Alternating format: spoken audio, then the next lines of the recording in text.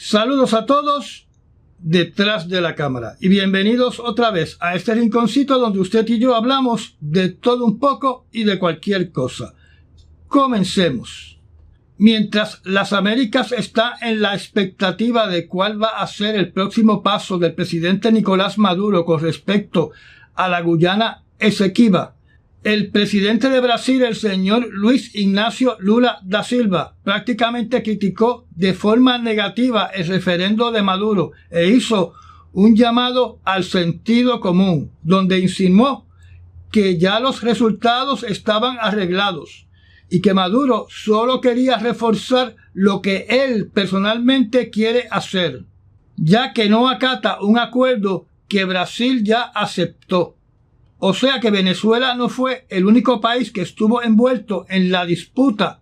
territorial por la zona que se conoce como el Esequibo,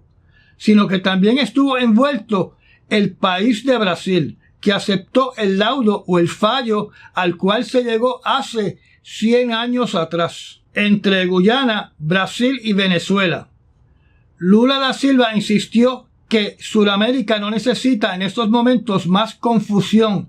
y que hay que pensar en mejorar la vida de la gente sin pensar en peleas ni inventar historias. Lo voy a repetir, sin inventar historias. O sea que Brasil reconoce el laudo de París del año 1899 como el fin de la disputa con respecto a la zona del Esequibo, colocándose así a favor de la postura de Guyana. Moviéndonos ahora al país de España. Un grupo de aviones Eurofighters de la Fuerza Aérea de España regresaron a su casa después de haber estado 4 meses en una misión de la OTAN en la zona del Mar Báltico, donde indican que tuvieron que efectuar 20 misiones de intercepción contra aviones rusos que volaban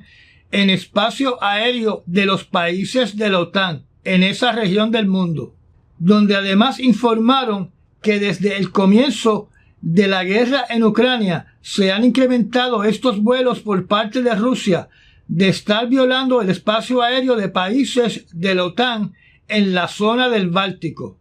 Este regreso a casa ocurre cuando periódicos españoles están criticando que España no se ha movido para modernizar su flota de aviones de combate, como lo han hecho prácticamente todos los países que pertenecen a la OTAN, incluyendo su vecino Portugal, donde estos países están sustituyendo sus aviones de combate por los F-35 de los Estados Unidos. Si esto es bueno o es malo, yo no sé, porque me parece que los F-35 no han combatido lo suficiente para demostrar que son definitivamente superiores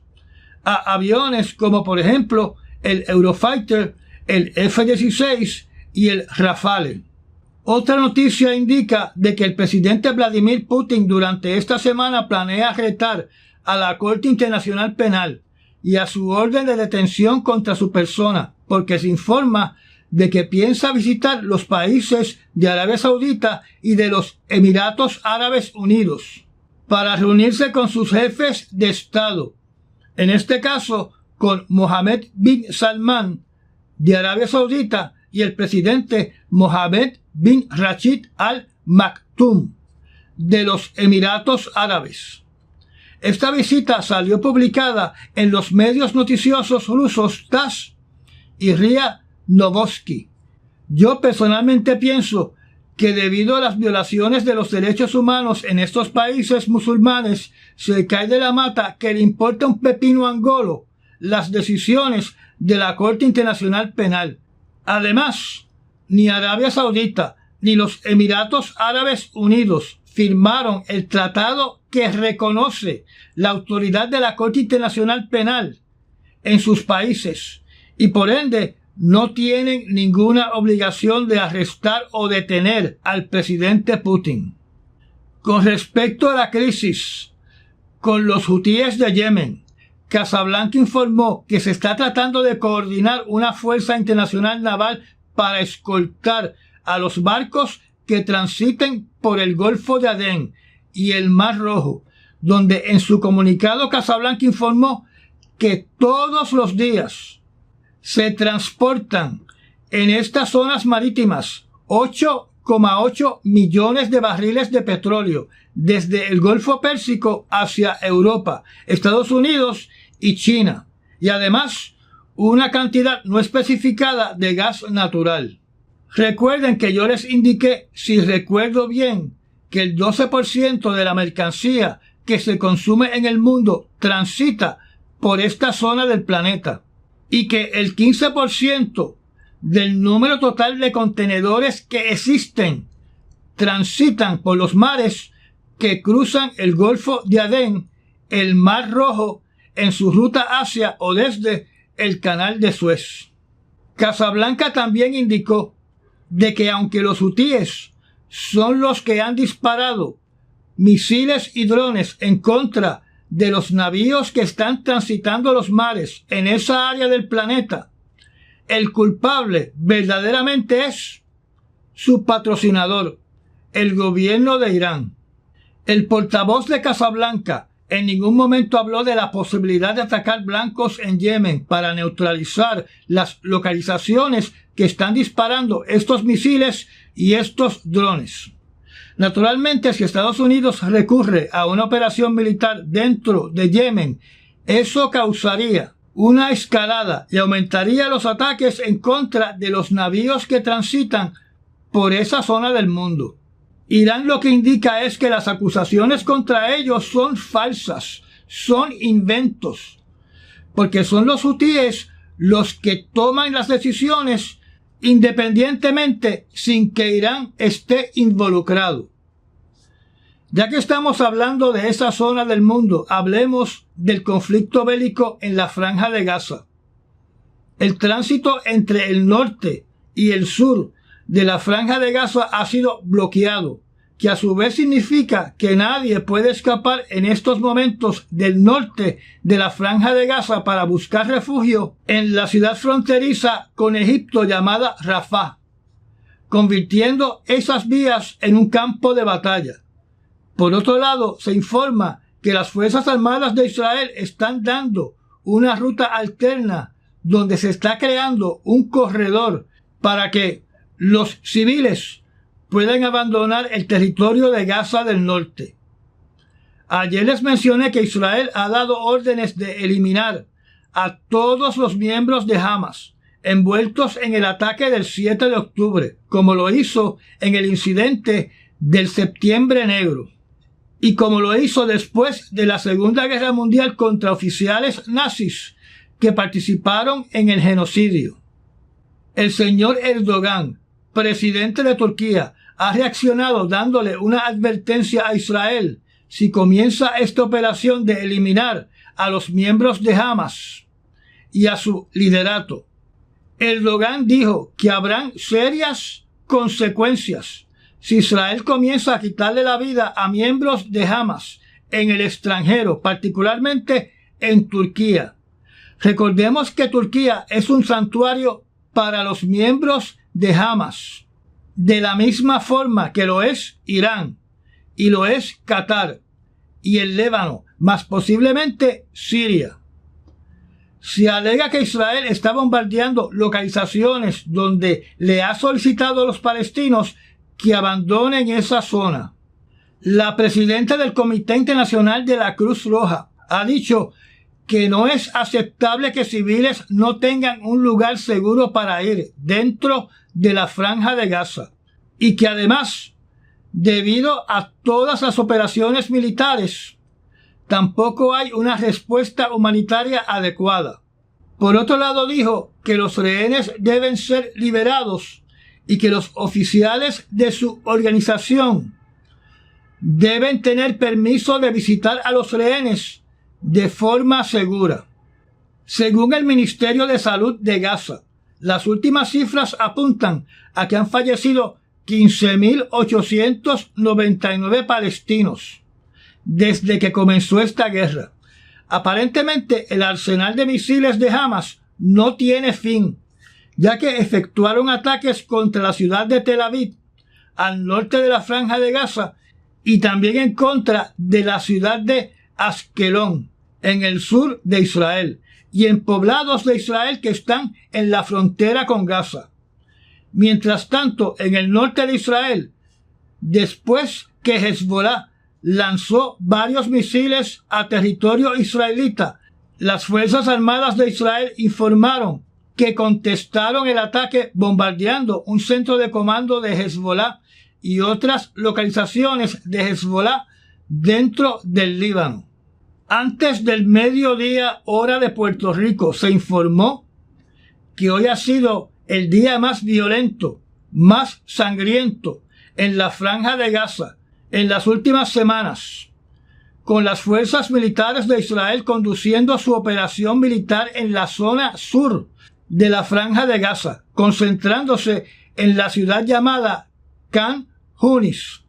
donde se está llevando a cabo una terrible avanzada por parte del ejército de Israel, respaldada por su fuerza aérea, donde hasta ahora lo que se menciona es que hay una gran cantidad de muertos y heridos, donde como esto es una operación en desarrollo, supongo que mañana vamos a tener una idea más clara de la magnitud de los daños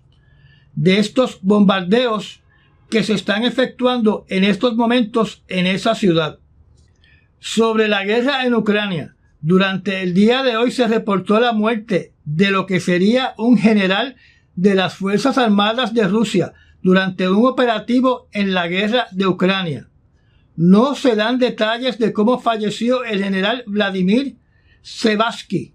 de solo 45 años de edad, mientras participaba en una operación aparentemente secreta contra las Fuerzas Armadas de Ucrania. Este general era el segundo al mando de la flota del norte del 14º Cuerpo del Ejército de Rusia. O sea, que su servicio regular en la Marina de Guerra de Rusia no era en el Mar Negro, sino en el norte de Rusia. También se reportó que el presidente de Bulgaria, país que es miembro de la OTAN, paralizó el envío de vehículos militares blindados aprobados por el Parlamento del país, fundamentándose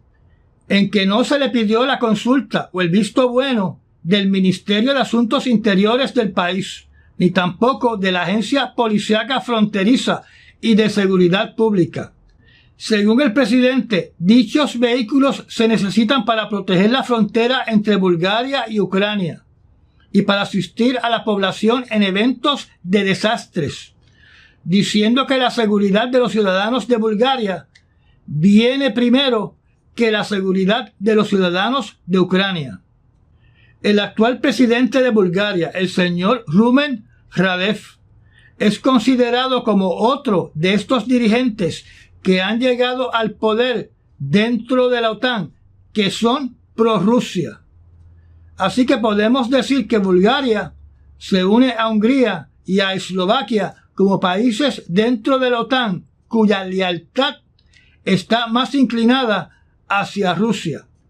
hacia Putin. Así que Zelensky no debe esperar ninguna ayuda de estos países. Pero estos países no son el único dolor de cabeza del presidente Zelensky, ya que hay una gran resistencia dentro del Partido Republicano en los Estados Unidos que se oponen al envío de más ayudas a Ucrania, donde eso sellaría la derrota del gobierno de Zelensky, donde debido a esta situación en los Estados Unidos, el secretario de la OTAN ya le envió un mensaje a sus miembros de que se preparen para las malas noticias, pero al mismo tiempo dijo que la OTAN no debe abandonar a Ucrania. Los republicanos en la Cámara de Representantes de los Estados Unidos no solamente quieren impedir el envío de ayudas a Ucrania, sino también a Israel, donde están utilizando estas dos cartas para chantajear al presidente Biden de que tiene que aprobar todas las medidas migratorias que están presentando. En los últimos días salió una noticia sobre un ex embajador de los Estados Unidos, nacido en Colombia y naturalizado en el año 1978, a los 28 años de edad, que fue arrestado en el estado de la Florida bajo cargos de ser un agente del gobierno cubano. Según las acusaciones, apoyó secretamente a la República de Cuba en una misión clandestina para ese país, recopilando inteligencia contra los Estados Unidos al actuar como agente encubierto de los servicios de inteligencia de Cuba. Fue embajador en Bolivia. Tuvo un puesto como un subdirector de asuntos relacionados con Cuba. Trabajó en la Embajada de los Estados Unidos en República Dominicana, donde también tiene ciudadanía de ese país. Trabajó en el Consulado de Estados Unidos en Italia y también hizo funciones para las embajadas de Estados Unidos en México y en Argentina. Un candidato a la presidencia de Bolivia en el año 2002 acusó a Rocha de intervenir en las elecciones de Bolivia a favor de la isla de Cuba. Alegadamente, Rocha ya confesó que espiaba para Cuba y que su misión era fortalecer la revolución cubana, refiriéndose a los Estados Unidos como el enemigo y actuando como un ultraderechista para esconder sus actividades. Cuando estas cosas suceden, uno se tiene que preguntar cuántos embajadores, personal de embajadas y consulados de los Estados Unidos trabajan para otros gobiernos. En la Cumbre Mundial del Clima en Dubái, se ha mencionado que se han hecho acuerdos importantes climáticos, donde tenemos que hacer conciencia y recordar que siempre dicen lo mismo, cuando en estas reuniones se supone que estén encaminadas para evaluar si el plan que desarrollaron años atrás sigue su curso como estaba planeado y no para establecer un plan nuevo todos los años. El señor Guterres, secretario de las Naciones Unidas, ha comentado de que las medidas tomadas en esta cumbre no son las suficientes y por ende opino que se siente medio decepcionado por esta cumbre en Dubái. Parece que el gran ganador de esta cumbre es el hombre que aparentemente está en todas partes, el señor Bill Gates. Bill Gates aquí, Bill Gates acá, Bill Gates por todas partes, ya que una de sus empresas, conocida como TerraPower LLC, que desarrolla reactores nucleares avanzados, hizo un negocio con la compañía ENEC, que es la empresa nuclear estatal de los Emiratos Árabes Unidos, donde se anunció el día de ayer que llegaron a un acuerdo para desarrollar reactores nucleares avanzados en y para los Emiratos Árabes Unidos, con miras a exportar y comercializar estos reactores nucleares. Así que Bill Gates estuvo haciendo negocios billonarios mientras estaba en esa cumbre climática, donde pudo haber hecho negocios con otras naciones, ya que durante esta reunión hubo un compromiso de más de 20 naciones para triplicar las plantas de generación de electricidad nucleares. La fábrica que se asocia de ser propiedad de Bill Gates está desarrollando un reactor avanzado con el nombre de Natrium en el estado de Wisconsin, donde se supone que esté en funcionamiento para el año 2030. Para nosotros que no tenemos un coeficiente intelectual como Bill Gates o Elon Musk o Michio Kaku o el físico deGrasse Tyson, en palabras sencillas, que tal vez no son tan sencillas, los reactores Natrium son una nueva tecnología que combina un reactor de sodio con un sistema de almacenamiento de energía de sales fundidas para producir energía limpia y flexible. Estos reactores nucleares avanzados se supone que sean mucho más seguros que los reactores convencionales, donde algunos han causado calamidades como el reactor de Chernóbil, el de Fukushima y los dolores de cabeza que está causando el complejo nuclear de Zaporizhia, envuelto en medio de una guerra en Ucrania. Yo personalmente tengo las siguientes preguntas sobre estos nuevos reactores nucleares de sal líquida, como por ejemplo, ¿cuán peligrosos son en el caso que estén en el epicentro de un terremoto, en una falla geológica o en un lugar donde la Tierra se va a separar en dos? ¿Cuán seguros son estos reactores si son cubiertos por una inundación o si están en las costas? La pregunta es si pueden resistir el impacto de un tsunami. ¿Cuán seguros son si son destruidos en una guerra? ¿Qué protección ofrecen para impedir que sean utilizados para construir una bomba nuclear o una bomba sucia? ¿Cómo se lleva a cabo la disposición de sus materiales radioactivos? Y me hago todas estas preguntas porque tuve un profesor que tenía un doctorado en energía nuclear y nos dijo que la energía nuclear hay que dejarla quieta, hay que dejarla tranquila, o en otras palabras, que debemos olvidarnos de las plantas nucleares. En otras noticias, la Organización Panamericana de Salud, conocida como la OPS, que está compuesta de todos los países de las Américas, desde Canadá hasta Argentina, está alertando de una posible emergencia sanitaria y que todos los países se deben preparar, ya que la pandemia del COVID-19 reveló todas las debilidades de los sistemas de salud de todos estos países afectados por esa pandemia,